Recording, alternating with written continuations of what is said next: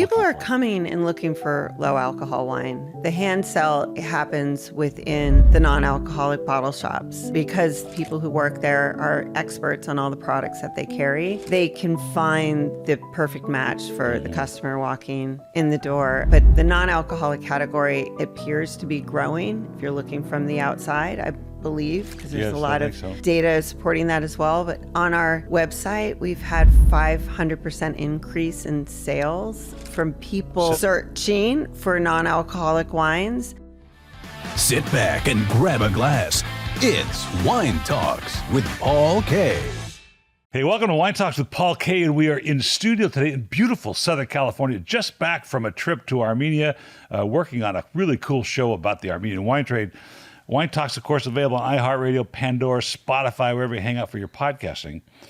We're about to have a conversation with Rachel Martin of For Gringos, Oceano. That's right. And for Spanish speakers, Oceano. Introductions in just a moment. Please subscribe and give me a review if you have something nice to say. If you have nothing nice to say, then don't say anything at all, as my mom would say. But subscribe to the show. That's how podcasters keep the show going. We appreciate that. But not while we're here. We're here to have a conversation with Rachel because so many things have changed in our industry since she was last in, which was like a couple of years ago, right? Yeah, it says maybe 3 years ago. Yeah. Well, welcome to the show again. Thanks, Paul. The studio's changed a little bit.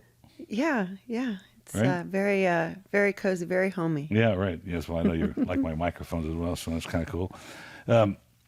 So tell me what you're doing on the West Coast and what are you doing here? What am I doing?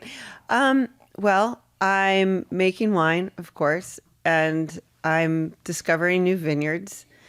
I'm a traditional wine producer from many years. I have a family vineyard and winery as well as starting my own, Oceano. We produce wines from Spanish Springs Vineyard, grapes grown just on the coast of San Luis Obispo, California.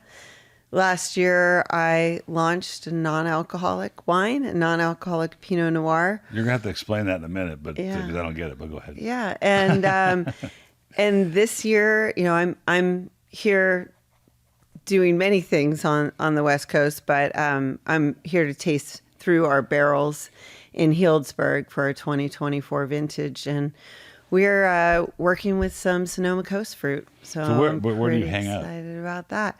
I hang out in New York City. Oh, you're in New York. That's where I live. I thought so, yeah. Yeah. In Manhattan? I'm in the Manhattan, the Upper West Side. I moved. Ooh, it's so exciting. It's a little bit, little dull. But I moved in with my husband. I married him 6.5 years ago, and I moved in about 6 years ago.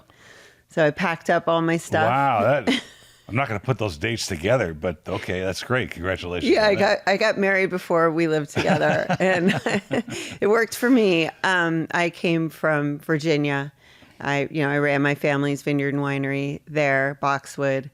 Started Oceano while I was there, and then moved to New York. And I just, life on the road is an exciting life for me. Is Boxwood still around? Oh yeah, they're killing it. There's quite an awareness. We'll talk about that for a second because I want to hear about it because I've seen a lot of it. I went to the Association of African American Vineyard Association wine tasting in Napa a few months ago, and the first 3 tables were Virginia wines. Yeah. What's going on there that this is so popular?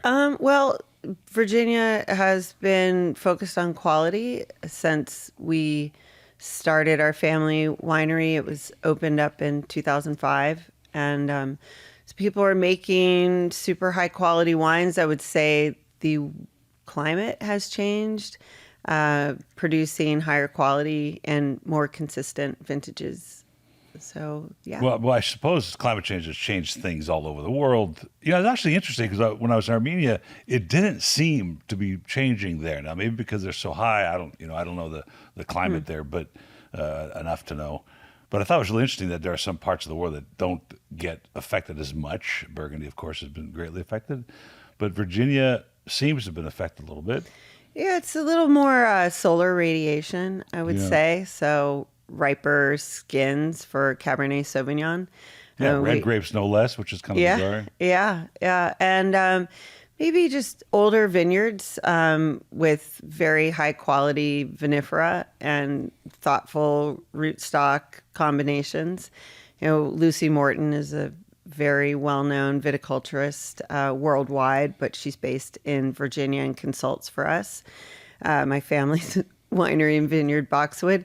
And then also, we have a great winemaking consultant, Stefan de Renoncourt, out of Bordeaux from the beginning, our first vintage. So there's just more international people involved in Virginia, and there's a lot of opportunity, high quality. So we're just getting noticed. Why didn't you stick around there? Why didn't I stick around? Yeah. I don't know. I had a vision for Got married what or I something? wanted to. No, well, I mean, going to California is not convenient. I grew up in Southern California and have a love for the state. Always wanted to come back here, but I was inspired by the vineyard. It's ancient seabed soils, a mile and a half from the ocean. I thought I could produce a Chardonnay that was something that wine drinkers were looking for, that wasn't the typical California heavy oaky style. I wanted to make delicious, detailed, high-toned Chardonnays, and that's what got me to Spanish Springs Vineyard. Let's talk about that for a second. If I'm Rachel Martin and I'm living in New York and I say, hey, my family's in the wine business and I want to start a wine brand, and I come to California and I'm sourcing wherever I can source. We're tasting the grapes. We're maybe tasting wines that have come from those vineyards in the past. But what do I do if I'm a novice? Do I contract with that winery, with that vineyard? What do I do? If you're a novice, just don't even bother. Honestly. That's good advice. That is very good advice. But I mean, let's hypothetically say that everybody can make money in this business, which we know is wrong. But let's just say that just for the listeners to understand, like the process it would take to ascertain, find, and then contract with. You have to have a vision to start with. So you have to know what you want to produce. I wrote an AVA called Middleburg, Virginia, that was established in 2012. You did? Yes. You did the whole federal part of that thing? Yes, I did. Wow. I'm the only person on the petition. So I had a lot of knowledge of vineyards, et cetera, and what makes a great vineyard and what makes a great wine. So I would say start with an education, hire a lawyer, because licensing is very important. You don't want to make mistakes. Have a go-to-market plan. So we're already talking money. Yeah. Oh. As she makes a sarcastic face. Have a great go-to-market plan. Decide where you want. Do you want to invest in direct-to-consumer? Are you going to have a tasting room? Is it going to be mainly a wholesale business? Really consider your margins. So hire a consultant. That's interesting you said that. Because I think all my career in this 35 years, I always shedded and sort of just deflected and ignored everybody along the way that was trying to do this. Because in the earlier days, it was particularly retailers that thought, "Oh, the wine of the month, well, this is great. I'll just be a direct to consumer guy and ship it." And it doesn't work that way. It is a separate model in business altogether. Yeah. You can't sort of side hustle the idea of that anymore anyway. No, I mean, you have to consider all of the costs involved. And, you could say, oh, it's great to sell 50% direct to consumer from my website and wholesale. Well, there are costs with, shipping boxes, picking, packing fees. So no, you really... Compliance, taxes. All the stuff. Returns, FedEx. That's why I said definitely a consultant is really important before you get into the wine industry, because it's a really complex, complicated business. I had a group, and I'm not going to say any names, but they approached me to consult with them, just as you're recommending. And I said, well, what's your vision and your ideas? I said, and after they told me, I said, I'm not interested.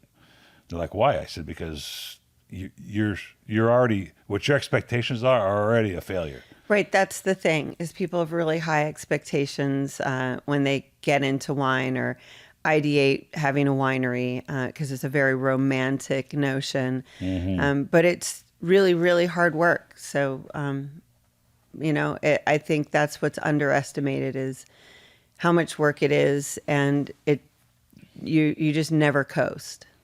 You never coast. And it's funny, when I was in Armenia, and I went there for a couple of reasons, but one of them was to have this investigation into the wine trade, and I had 5 great conversations with winemakers of all different paths. One of them being a very well-known luxury brand of carpet manufacturers called Tufenkian Carpets. Now he wants to support the country's GDP, so he's gotten in the wine business. His wines are very good, all biodynamic, really quite spectacular. But that was something that popped up already, which kind of surprised me. The industry is very young there. I mean, it's very old in the sense it's been around 6,000 years at least. But the technology's only arrived after their freedom from the USSR. And they're already now experiencing this idea, this romantic notion that people want to get in the wine business. They're creating brands. Okay. And they're going to wineries and say, hey, I want to make a brand. I'm going to call it so-and-so. And there's no understanding of the support that brand needs to even get it to the market or shelf space, et cetera. Yeah. It's in a young industry. Yeah, I think it's really important also to understand how, the costs of marketing too. So it's not just getting your, wine carried by a distributor, or you actually have to have a budget to get those wines to move off the shelf. So it's just, it needs to be viewed as a business and not as a hobby. Yeah, party. Yeah, it's not a party because, alcohol, everyone has their limits. I would say 99.9%, well, I'm wrong. 100% of the people that sit where you're sitting right now say this, have the same experience. That understand that this, including recently 4 or 5 South Africans who flew 24 hours to come to America to establish this presence in the marketplace. So you knew this already, though. It's a tough time. You knew this, but it is a tough time. But you knew this already before you got into this creating. Right, Oceano. but when you're when you grew up in wine and you spent 20 years of your life in wine, it seeps into your soul. You might understand that. You've been in the business for so long, and it's hard for me to separate that out of me, and I don't want to. So I'm willing to do the work. I understand how much work it is, and it's something that I enjoy. I like creating. I was in the arts before I got into wine, and making something from nothing brings me great joy. Now, the key to it is creating something that brings other people joy and is a solution. So that's what I found with Oceano Zero and my new reduced alcohol wines. Let's talk about consumer trends as I'm drawing all over this paper. The general disposition of the wine trade, as you just mentioned earlier, is kind of a mess. Yeah. It's a little confused right now. We have not only brands, we have marketing issues. What worked yesterday is not going to work tomorrow, and what's working today is not going to work tomorrow.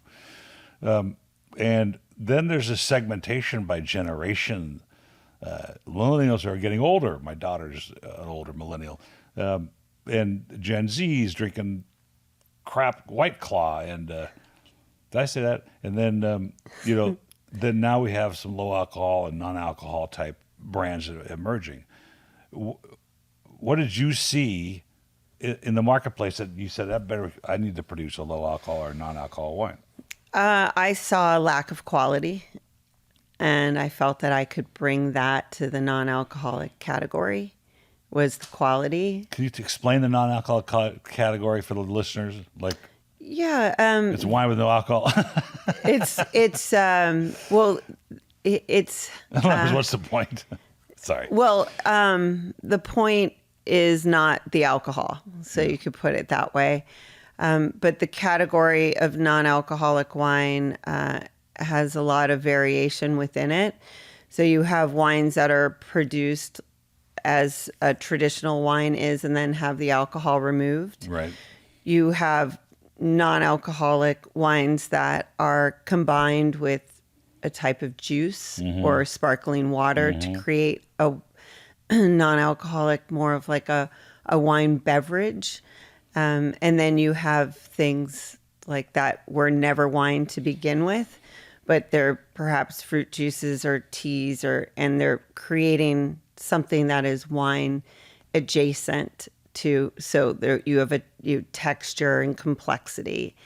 That's pretty much the category. In non-alcoholic wine, which has been around for quite a while, it's been lower quality wines, mass produced, of course, Free being one of the first, Sutter Home, and then Luminara. And they're just not the non-alcoholic wines at the time when I decided to get into it, didn't talk about sense of place, didn't have the vineyard, wasn't highlighted. There weren't really vintages or any of those types of things. And when I walked into the non-alcoholic bottle shop, I asked the people who worked there, what is the number one requested beverage? And it was non-alcoholic wine. And I asked, what is the greatest complaint? The quality. And they're too sweet. And so my guess was that they're sweet because the wines don't taste very good. So I thought, this is an opportunity for me to solve a consumer problem. So they've been around longer than Free. I mean, the Ariel, which has been around since at least the 80s when I used to taste it. I think it's a Rodney Strong product or Windsor product, but it's been around a long time. And I talked to the guy the other day, and he's like not experienced any renaissance in sales. And I never, back in those days, there were no non-alcoholic versions, so you couldn't compare them to anything. But certainly, for the listeners, I'll explain the process. Are you removing are you making the wine, then removing the alcohol? Okay. So the typical process would be to make the wine, which would suggest you need to start with good wine. You have to start with good grapes.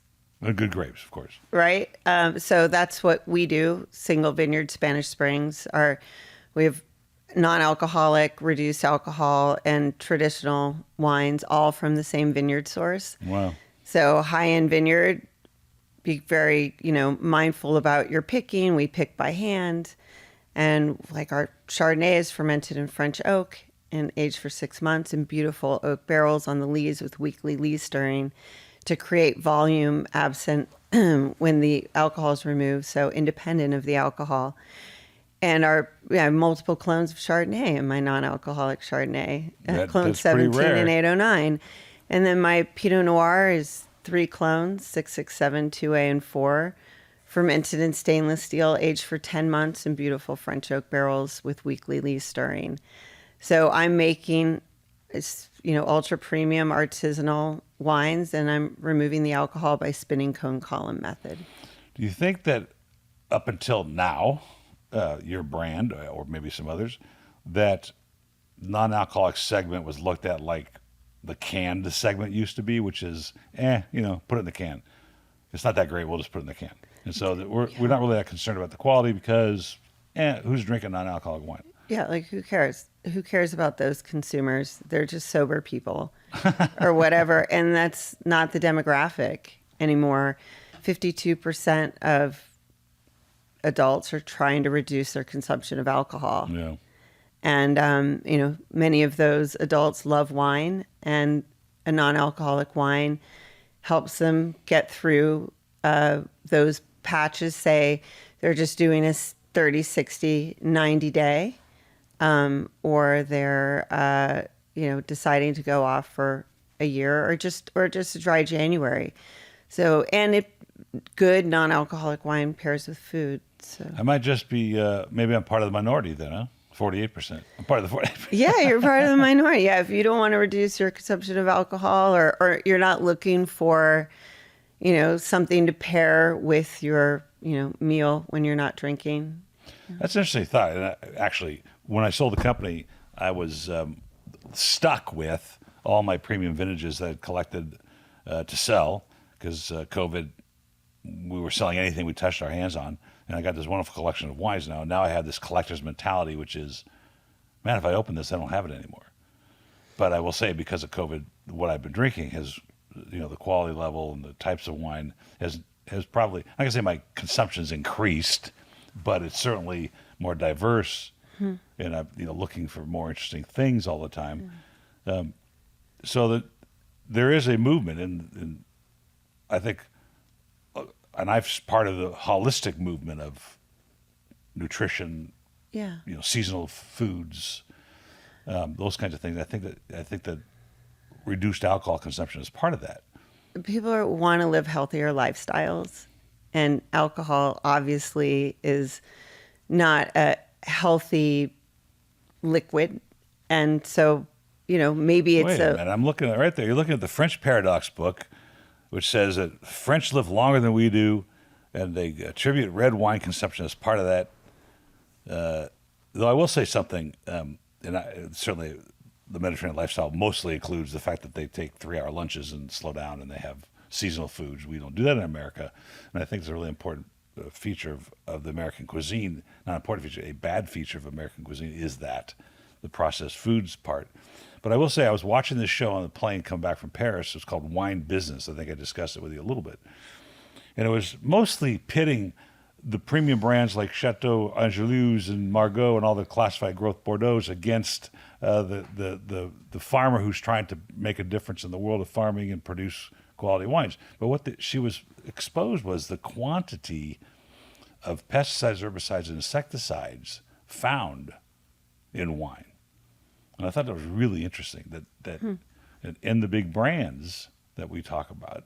And so if we're talking about health, we should consider sure. that. I mean, definitely everything should be considered when it comes to your health. I mean, it's all that you really have.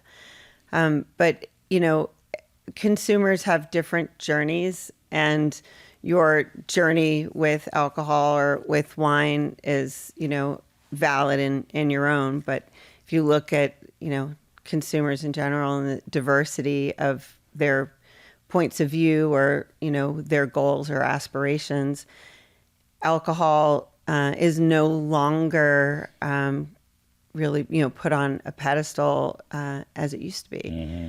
So they're, and then you have THC and you have many other things coming into play where that alcohol just doesn't mix with them, but you don't want to lose the experience of drinking wine. And that's what non-alcoholic wine is so about. You think that the THC drinks and some of the other alternatives like ready-to-drink cocktails, those seltzers that are really bad, are driving part of the consumption dip in wine? I personally think that THC has something to do with that. Mm-hmm. Hangovers are an issue. Some people are affected more than others by them, or sleep. And you don't want to mix THC with the other. Right. So I think that people who are consuming THC may have been wine drinkers or drinking alcohol, and they opt for THC instead of alcohol. Yeah, I do think it's a factor. It's an interesting thought because I had a young man call, a friend of my son, and he wanted to create a CBD drink, and he was asking me the sorts of corks, labels, and caps and bottles. I go, what are you doing? He says, I'm creating a CBD drink. I said, but I want them to have the experience of opening a wine bottle. Okay. So he's cork finishing this drink. I said, well, how is it? He goes, it's really bad. He goes, it tastes really bad. I'm like, oh, that sounds good. I mean, I don't know. Yeah, that's a little bit odd. Yeah, I'm not sure why he would have done that. Sounds like a waste of money.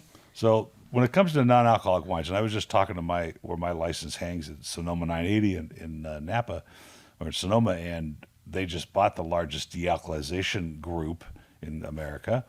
And so what I understand, and correct me if I'm wrong, that even though alcohol in wine could be 12, 13, 14% when you're done, that when you de-alcoholize the wine, you actually remove about 30%. Yeah. Okay, so, which is an interesting problem. Let's just look at it a couple different ways. One is the financial thing, right? You spend all this money, you automatically lost 30% of... Your costs go up. Yeah, the costs go up. And then you got to add back, so the costs go up again. And when you add back, you're adding back water or whatever agents that you want. Maybe it's like disgorging a champagne. Yeah, where we're not adding back water. What do you add back? We add a little sugar to balance. Yeah. Depending on the wine. Our Pinot Noir, we added some potassium carbonate to bring the acidity down. And we added some manoproteins to the Chardonnay, and that's it. Wow, interesting. So our Chardonnay is 6 calories per glass, and our Pinot is 5 calories per glass. And those calories then end up coming from the sugar that you put it back in. Yeah, so we're using cane sugar. So can you do that? Well, I guess it's non-alcoholic wine, so you can do that. You could do that in alcoholic wine too. I thought it had to be grape sugar. No, it doesn't. So in California, you put cane sugar into regular old sugar from... I mean, I'm not going to talk about legalities when it comes to wine, please. But you can add sugar to non-alcoholic wine. You can add rectified grape must to non-alcoholic wine. I choose not to go that route because it ends up tasting like grape juice. And what is your balance? What profile are you looking for? Like, are you trying to make it so like you don't even know it's non-alcoholic, or you're doing the best you can that it's non-alcoholic, because that does add something to the body and the texture of the wine? I'm creating body through my techniques in my aging process. So like the batonnage, for example, Lee's stirring. But we want to add some volume to the wine, non-alcoholic wine, but I'm not trying to recreate an alcoholic wine. I'm trying to create a non-alcoholic wine that enhances the fruit. So we're using specific yeast strains to really push on the fruit style. So we're just trying to make great non-alcoholic wines. We're not using natural flavors or, like gum arabic, for example, to create volume. We're just trying to make a beautiful non-alcoholic wine that's as wine-like as possible without alcohol in it. So you heard of the Scarsdale diet? I have not heard of the Scarsdale diet. Too young. I guess so. I was on it in 1986. I wasn't thinking about dieting in 1986. And so he had, it was an interesting diet. It's still around, but they called it the Scarsdale cocktail, which is like just get a highball with some ice and soda water and a lime, and it'll look like a gin and tonic. And so, he was just touting drinking sodas and things like that. And when I was at the fancy food show in Vegas not too long ago, the number one theme throughout the show, besides the fact that you go and eat a piece of salami, and the next booth is a Tabasco flavored jelly bean, and then you have yogurt, so your stomach is like a wreck. Exactly. but the number one theme in general was non-alcoholic beverages, not only wine but distilled spirits. And I did taste a very good Prosecco, and the guy stopped me in the aisle and he stuck it in my face. I go, look, dude, you don't even know who you're talking to. You know what I'm saying? So I said, I don't, and he goes, no, you got to taste this. And then he came on the show because I thought it was very good. Oh, great. So what has the reception been, and how are you getting this to the street? Is it your regular, the places that carry your brand already, or are you opening new markets? People love our wines, our non-alcoholic wines, because of the quality. We sell on our website. We sell all of our wines, and I have the same customer purchasing alcoholic and non-alcoholic wines together. We sell to enterprise e-commerce businesses that are specifically in non-alcoholic. We also sell in stores that carry traditional wines as well as non-alcoholic wines. Our customers are distributors as well that carry my, traditional wines, but also I have distributors that are more interested in my non-alcoholic wines than my alcoholic wines. That's so interesting. Yeah. Have you found the issues with the state regulations? Because I understand that some states think this is food and some thinks it's wine. Our labels are regulated by the FDA, so they carry a nutritional facts panel and ingredients. Every state is different to how they view non-alcoholic wines, and we're very cautious. So we require, say if you purchase on our website, we require the same, age verification, as well as someone 21 has to sign for it, no matter what. Yes. And are you doing your own fulfilling, or you have an agent? I work with the fulfillment warehouse. Yeah. And where's that? That's in Santa Rosa, and we de-alcoholize in Santa Rosa. Yeah, right. And we're making our wines in Healdsburg so that we can have, less distance to move the wine. So we're trucking our fruit up to Healdsburg. So we're, picking in the middle of the night, cold fruit, cold trucks up to the winery and immediately processed. I think you just added a layer of complication to the listener's idea of how romantic this is. Sorry about Because that. now you've contracted for grapes, you contract for fermentation tanks and barrel age and all that. Then you now have added the truck that to the dealcoholization plant, and then backfill, and then where does it bottled? It's bottled in Santa Rosa. Was it by the people that dealcoholized it? It is now. It wasn't before. Oh, really? Because you already talked about that. Yeah. So, well, the point, I think what I know I'm trying to tell the listeners is, the process is complicated and it takes a lot. Oh, and I yeah. understand that the life, once you've dealcoholized the wine, its life until you get it in the bottle is on a timer. Yes, it is. That's why I want everything to happen in the same town, basically, the same right. county. That's why I have no problem trucking grapes. That's the least of the issue. So what state is the most voluminous in the non-alcoholic side? I would probably say New York. Really? New York and California. I mean, in New York, there's like a wine shop on every corner. Yeah, and there's a lot of people there and a lot of modern thinking people and interested in new ways of living. So non-alcoholic wine does really well there. November 1st, we're launching our 3.5% Syrah.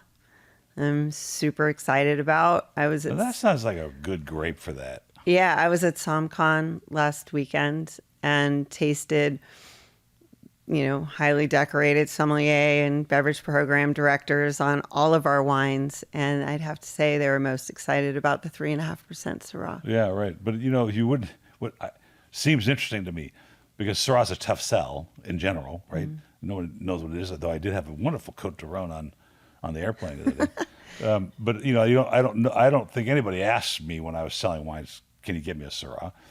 But I think in the de-alcohol or low alcohol realm, it is varietally less important. Yeah, it's just a full-bodied, robust wine with, Yeah, I could call it something else instead of Syrah. Right. I enjoy exposing consumers to the beauty of wine and grape varieties. So I like to highlight that it's a Syrah. But the people interested in this category are they're open-minded. Yeah. So Syrah sounds great to them. You're going to try something. It's interesting. The indigenous grape of Armenia is called Areni. And they've played with the names, and I've had this conversation many times with other districts of the world. But, the idea, talking about varietals, is like, is the world ready for Areni? Like, if I put Areni on the shelf next to your, next to your de-alcoholized or low alcohol Syrah, at least they'll recognize the word Syrah. Yeah. But Areni, that's like a hand sell already, right? It's all a hand sell, and that's like hand sell plus. And do you think low alcohol is a hand sell? Or people are for coming and looking for low alcohol wine. The hand sell happens within the non-alcoholic bottle shops, and because people who work there are experts on all the products that they carry, they can find the perfect match for the customer walking in the door. But the non-alcoholic category appears to be growing if you're looking from the outside, I believe, because there's a lot of data supporting that as well. But on our website, we've had 500% increase in sales from people. Says no one ever. That's amazing. Searching for non-alcoholic wines, discovering our brand, and not only buying our non-alcoholic wines, buying our traditional, wines with alcohol. We were very excited on the phone when we talked about that, and certainly anybody that experiences of growth of any in this industry of any growth would be very happy, let alone 500%. So, but I want to just dig into that just a second, because you've just touched on a very important part of the DTC world, which is SEO. So that, like, if you're searching for low alcohol, non-alcoholic wines, I'm sure it's a very competitive search term right now, and it costs money to be part of that auction to get, top rankings, or, you're doing it organically and you have the best site for organic. Did you work on that? We're doing it organically. And So- I have SEO experts on my They're website. all experts. Okay, Yeah, well, they're experts doing have- a good job. And so we're working on that, constantly for our SEO. But we have I won't ask you for any details because then you'll be exposing. Sure. Yeah, we have a product that's unique to the category at this time. So we rank, highly.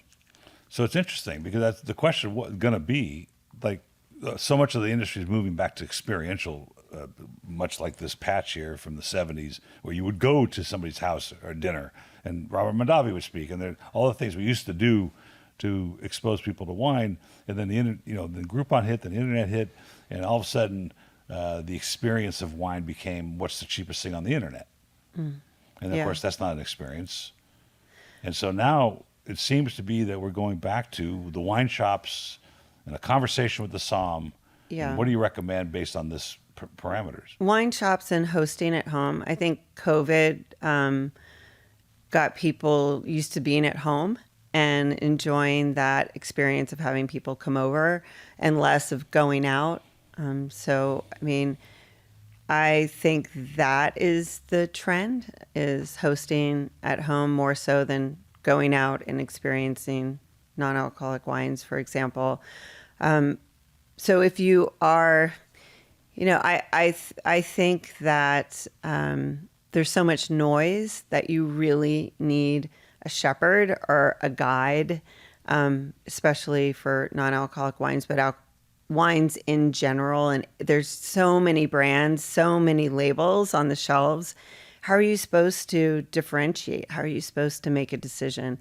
So I'd say that if you are a brand, like you're starting out, as we started this conversation, it's really important to have the respect and recognize that, your wines are sold by the people on the floor, and to establish a relationship with them.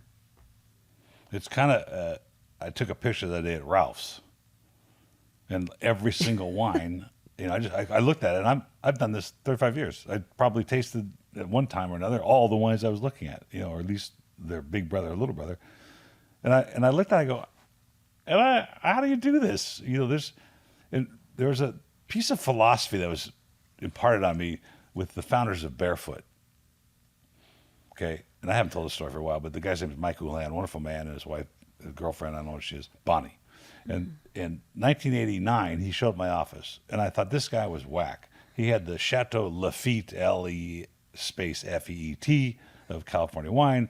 I hung up when the guy left. I called my father. I go, Dad, you wouldn't believe what this guy's doing, because we were just coming from this wine shop, so we had a different perspective.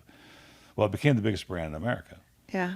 And he was told by the buyer at Thrifty, which was the old Rexall Drugs, I want to see that label when I'm walking down the aisle from 15 feet. I don't mean feet like Chateau Lafite. Yeah, I get it. And there's a big, footprint. And so really, how do you differentiate that? How do you even look at that wall and go, I think I'm going to have the, what's it called, Zero? Oceano Zero. Yeah.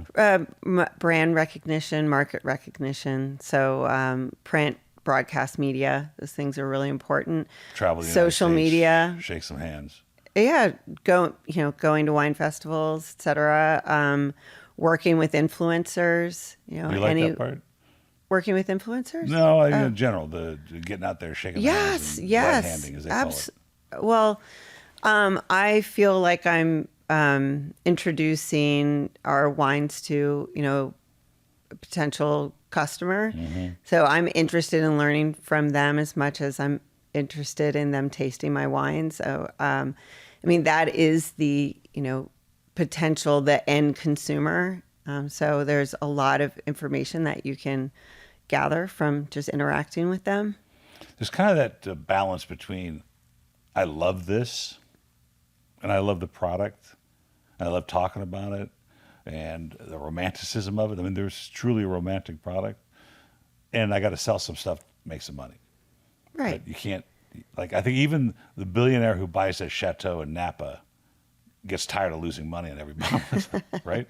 Yeah, you have to have a sales team. You got to you've got to work the system and get it out there. Yeah, that's right. That's right. You can't just expect everyone to come to you. Yeah, you're going to have a lot of wine to drink. Well, and there's, I just got done with a deal, and I think it had a lot to do with not understanding and getting into this romantically and hoping that, just this is, not that it was easy, but it wasn't as hard as we expected it. And I ended up having to sell 12,000 bottles of a rosé for someone that brought it to America thinking it would just sell, and I got them $2. Yeah. Because it was 2021. And they probably lost money. Oh, they did. Yeah. That happened, but it was just, a bad viewpoint of what, how this thing works. And here you are with a new brand. Do you think this is going to be like every winemaker in Napa or Sonoma or somebody's going to come up with a non-alcohol wine because the market's so big? Or I think it's a good idea for tasting rooms to, so wineries with tasting rooms, to make their own version of their non-alcoholic wines, to provide options to their customer, for groups. I mean, think about all of the new customers that you can acquire by offering non-alcoholic wines. you think it's so there must be two groups, at least. One is non-wine drinkers that venture into this because it is low alcohol or non-alcohol, and so we get to experience wine without having to suffer through the effects of alcohol. And people that are currently wine drinkers that just want that opportunity once in a while to have something that's not, Yeah. give them a headache. And those who just simply can't drink anymore for, health reasons, or, they're on medications, or religious reasons, their motherhood, pregnancy. There are a lot of reasons for it. If you're training for, in sports, there are so many occasions where you might not be drinking, or you're the designated driver, or what if we're talking about visiting wineries. There's, the more people you talk to going to these events, the more you understand the consumer behavior. And they'll tell you, that's the great thing about serving non-alcoholic wine, is people will tell you their stories and their reasons why, and you can just learn so much from them. That's kind of interesting thought that wine, non-alcoholic wine, would be conversation starting as well. I mean, we all know a good bottle of wine at a dinner table is a conversation starter on its own. And now the idea of just the experience of wine in a glass still has that same effect. Yeah, even if there isn't alcohol in it. Yeah. For sure. It's like it's a beverage in the end, and there's so many options out there that might not fit the mold of like the traditional, we're better than everybody else wine. Wine does have an ego and thinks that it's better than all other beverages. And I might argue that point myself, because I think wine is the greatest beverage in the world. However, we can't expect everyone to feel that way or have that perspective, because we really are the minority. Are you into this to build a big brand, get on the shelf, sell for $1 billion? Or are you in this to turn people on to... I'm in this to offer quality solutions to people who are wanting to reduce their consumption of alcohol, but want to keep the party going. You said something funny, and I'm going to go regress a bit. You said for religious reasons, there are a lot of people that don't drink wine or would entertain drinking a low alcohol or non-alcoholic wine. And I'm not going to expose what I did when I was in Armenia, but some of the footage that I really want to see from what I shot those 3 days was that we did pull over. Now, there's a winery there that they unearthed, and it's 6,100 years old. Yes. with amphora awesome. and the trough for the wine to go through. And I went and visited it on a shoe. Okay, so on the way to that place, they have all these wine things, and I pulled over, and I wanted to buy some wine from one of these homemade places. Yeah. And they're all in Coke bottles, and they're in thing bottles, and she's got vodka she's made and flavor. I mean, it's unbelievable. Yeah, look out. I mean, it was an experience. And they have a sweet wine, and the director goes, "I want you to taste it." I go, "Come on, man, don't make me taste this." He said, "You got to taste it." It was actually, I would sit with a glass of it, but it wasn't awful. Yeah. It was, Yeah, I'm sure they love it. But here's the I'm funny sure thing. they're proud of it. This is near the Iranian border. Mm-hmm. And so they're like, yeah, it's in a Coke bottle because they can't drink where they're at. So they come across the border, they go to these first kiosks that's on the side of the road, and they buy a Coke bottle. Mm-hmm. And, the color of it looks like Coke. And now they can have a bottle of wine, but guised as Coca-Cola. I go, "Oh, that's really interesting." Ah, yeah. Scary. So I thought, but it really is. That's a big can of worms to open right there. Yeah, I know. I don't know anybody's doing that. But so what's next then? For what's next on the palette of opportunities for Oceano?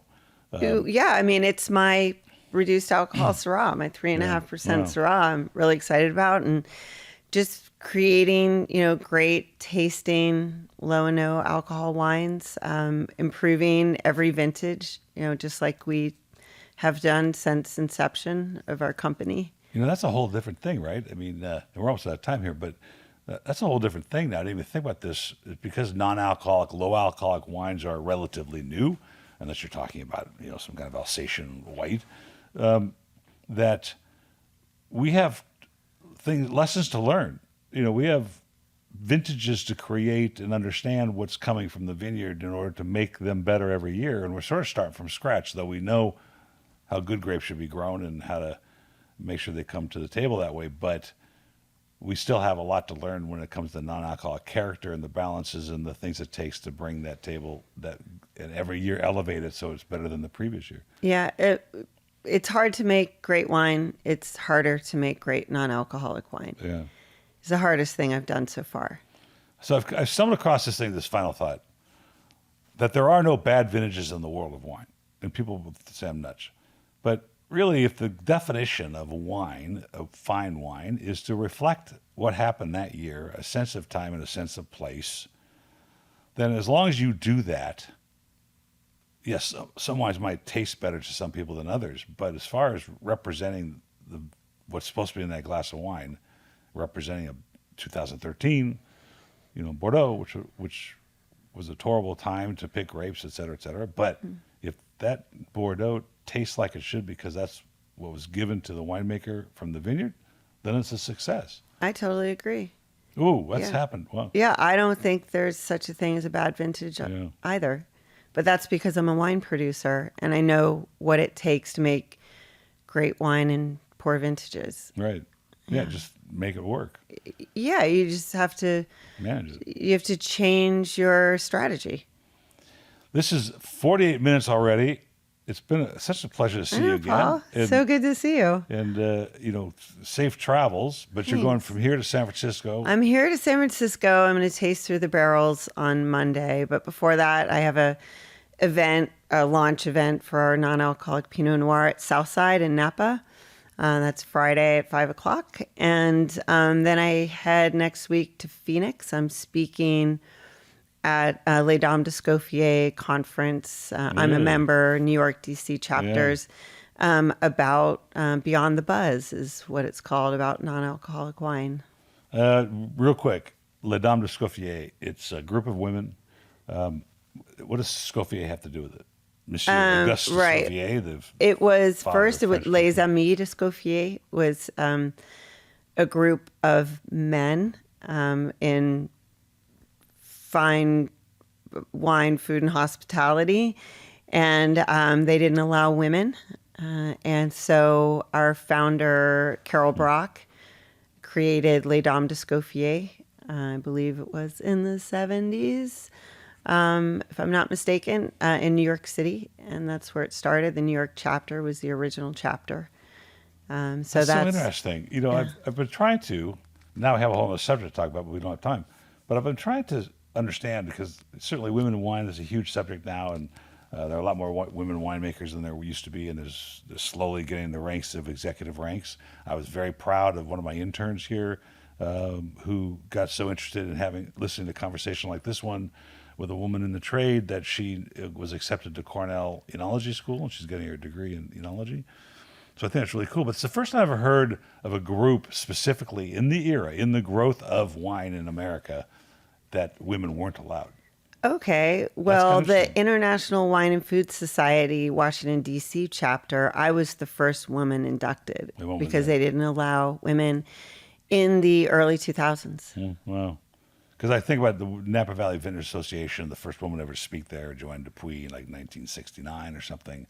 But to hear there was a deliberate Yes. rejection, Yes. or Yeah. like Rotary Club, women weren't allowed either. Mm-hmm. So that's interesting. I want to have to pursue that a little bit more. Yeah. Because like even with the African American Association, when I checked into it about 2008, I forgot what social upheaval was going on. I wanted to feature some of the wines in the club. There were only 5 members. Now there's 200. Yes. So I think those are great strides for the industry. I totally agree. But for women, they've been excluded, for since the dawn of time, I believe, from what you call it, like events that are only for men or clubs that are only for men.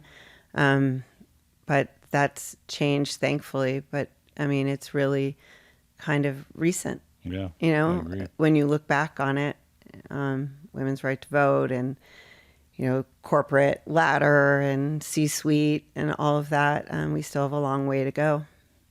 Well, good luck on this rest of this trip. Thanks. And I hope that I'd love to hear the speech at La Dame d'Escoffier. I happen to have Escoffier's cookbook. Nice. And I hope you use it often. it's hard to follow. Yeah, exactly. Because you have to keep switching from page to page. But the cool Get thing the was, gist of it. when I found it at my parents' effects, there was a anniversary card for my grandfather to my mom saying happy anniversary, and it's the 1962 version of the book. Oh, beautiful. Yeah, it's kind of cool. I love that. Anyway, cheers. Well, cheers, Paul. Thanks for having me. Good to see you.